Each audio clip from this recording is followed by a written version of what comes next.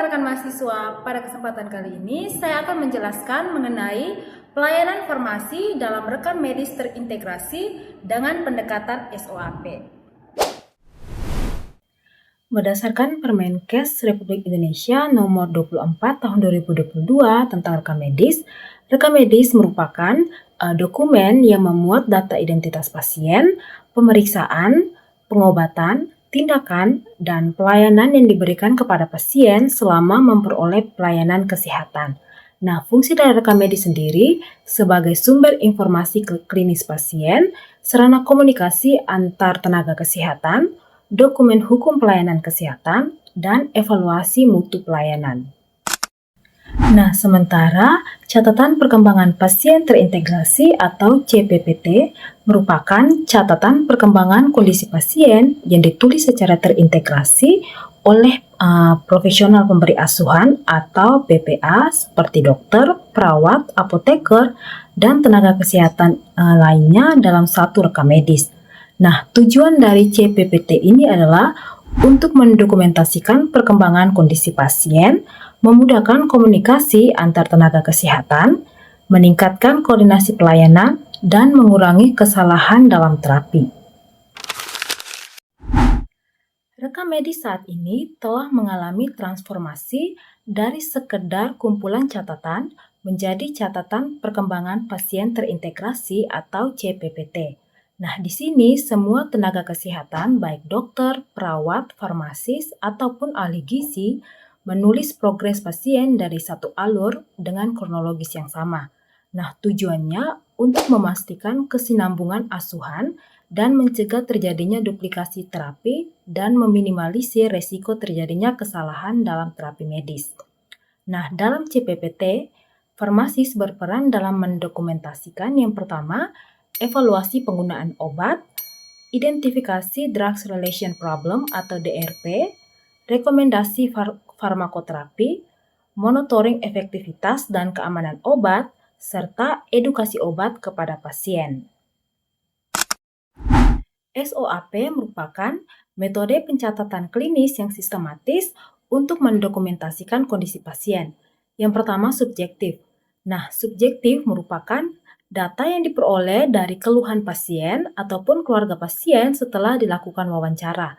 Nah, contoh data yang dapat diperoleh seperti keluhan utama pasien, riwayat penyakit, riwayat penggunaan obat, riwayat alergi obat, efek samping yang dirasakan, serta tingkat kepatuhan minum obat. Yang kedua, objektif. Nah, objektif merupakan data klinis yang dapat diukur atau diamati secara langsung oleh tenaga kesehatan.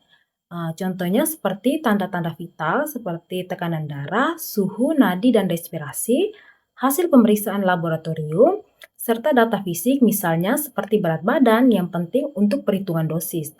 Nah, data ini kemudian digunakan untuk mengevaluasi efektivitas dan keamanan terapi obat. Yang ketiga, asesmen. Nah, ini merupakan bagian yang paling kritikal di mana seorang farmasis akan melakukan analisis klinis dengan membandingkan atau menghubungkan data subjektif dan objektif. Nah, fokus utamanya pada masalah pengobatan seperti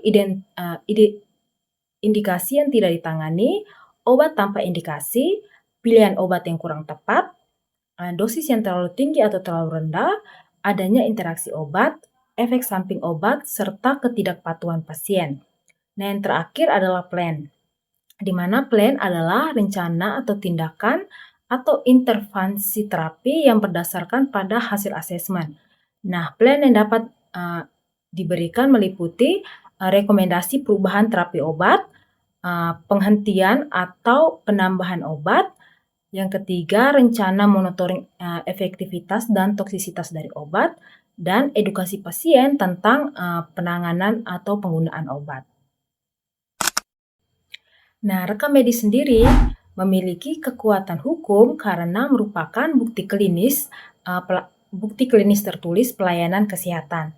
Nah, pengelolaannya diatur dalam beberapa regulasi, salah satunya Permenkes Nomor 24 Tahun 2022 tentang rekam medis, di mana sebuah rekam medis harus lengkap, akurat, jelas, dan dapat dipertanggungjawabkan.